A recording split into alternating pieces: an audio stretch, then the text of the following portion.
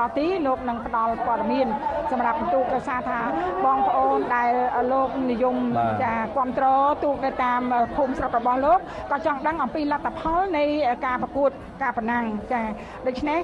យើងខ្ញុំបានជម្រាបជូនហើយសម្រាប់គូទី122នេះដែលមានការអមប្រណាំងរវាងជំទាវស្រីម៉ៅហៅសុតសែនជ័យ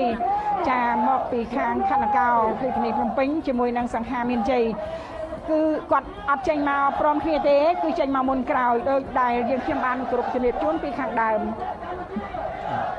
បាទឥឡូវនេះយើងឃើញថាទស្សនវិជ្ជានៃការផ្ដិតយករូបភាពពីទូរទស្សន៍ជាតិនៃកម្ពុជាបានបង្ហាញនៅគូពិសេសដែលបានធ្វើដំណើរមកហើយកាលបែជើងទី1បាទយើងឃើញហើយការអមប្រណាំងរវាងនរិនរាំងសីវិជ័យចិត្តបុត្រជាមួយនឹងបាទដួងសូរិយាបុប្ផាបាទសែន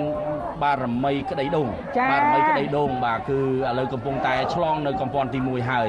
ចាបងប្អូនមើលតាមកញ្ចក់ទូរទស្សន៍ជាតិកម្ពុជាឃើញថាទូកទាំងពីរនេះគឺចាក់យកមកស្វាហាប់ដូចគ្នារីឯយើងខ្ញុំមើលផ្ទាល់នៅខាងក្រៅនេះគឺយើងមើលទៅហាក់ដូចជាទូកទាំងពីរនេះមកតែមួយបាទមកកណ្ដាលនោះពណ៌ផ្សេងអញ្ចឹងបានន័យថាបងប្អូនដែលតាមដានតាមកញ្ចក់ទូរទស្សន៍ជាតិកម្ពុជាគឺមកពីដាច់បងប្អូនដាច់ចាក់យោងព្រឹបប្រាវមើលទៅគួរឲ្យស្កាយសរសើរមែនទែនចាជាមួយនឹងបងប្អូនកីឡាករចំណុះទូករបស់យើងទូកគូពិសេសគឺពិសេសទាំងលបឿនពិសេសទាំងឯកសណ្ឋានសកម្មភាពរចនាប័ទ្មលើទូកទៀតបាទនរិនរាំងសីវិជ័យចិត្តបុត្របាទខេត្តបាត់ដំបងទទួលបានការបឋមពីសំណាក់កីឡាហុំសខេងជើងទី1គាត់ទទួលបានជ័យជំនះបាទដូចជានាំមុខទៀតហើយ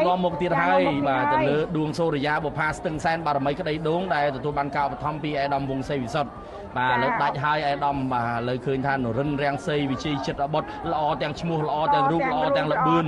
ល្អទាំងអស់បាទទូកនេះល្បីល្បាញណាស់គេដាក់ឈ្មោះថាបងធំនៅស្ទឹងសង្កែណាឥឡូវនេះថ្មីបាទហើយក្តីដូងនេះគឺពេញ Facebook បាទក្តីដូងនេះក៏គេខ្លាំងដែរនៅស្ទឹងសែនបាទសិតតអ្នកខ្លាំងដូចគ្នាមកប៉ះគ្នានៅក្នុងព្រះបរមមុខព្រះបរមរាជវាំងនៅព្រះរាជធានីរបស់យើងឥឡូវនេះកាន់តែដាច់ហើយសម្រាប់នរិនរាំងសីវិជ័យចិត្តបុត្រដែលទទួលបានការឧបត្ថម្ភពីសម្ដេចក្លាហោមសខេងជាឧត្តមក្រុមប្រឹក្សាផ្ទាល់ព្រះមហាក្សត្រដែលឯកឧត្តមដែលសម្ដេចលោកបានដឹកនាំនរិនរាំងសីវិជ័យចិត្តបុត្រដាច់ហើយសម្ដេចដាច់ខ្លាំងមែនទែនដួងសូរិយាបុប្ផាស្ទឹងសែនបារមីក្តីដូងរបស់ឯកឧត្តមវង្សសេវិសុទ្ធនេះក៏មិនធម្មតាដែរទូកនេះក៏ល្បីល្បាញតែឥឡូវមកប៉ះជាមួយនរិនរាំងសីវិជ័យចិត្តបុត្រគឺហាក់ដូចជាធ្លាក់ដៃបាទចាញ់បងចា